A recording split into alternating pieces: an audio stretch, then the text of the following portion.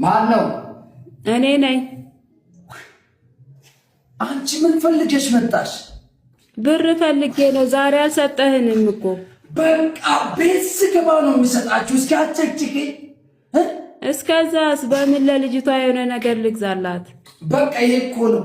በቃ ቢሮ አትምጪው፣ ቢሮ አትምጪው። በቃ እዚህ ልደር እንደ ቢሮ ውስጥ እንዴ? እንደዛ አይደለም እኮ። ትንሽ ብር ስጠን፣ እሄዳለሁ አሁን። በቃ አይተይ። በቃ ከዘብ ልጅ በቃ ዝም ብለሽ እስኪ 20 ብር በቃቸዋል።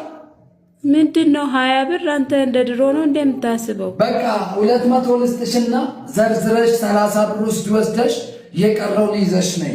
ኧረ በስመ አብ። ተይ በቃ ሂጂ። አልሰጥም። ሂጂ በቃ አልሰጥም። እኔ አልሰጥም። በቃ ቢሮ አትምጪ። በቃ እኔ ወደ ስራ ተመለሽ። ማነው? በቃ አስወጣት እስኪ። እንዴ እንደሱ ይባላል?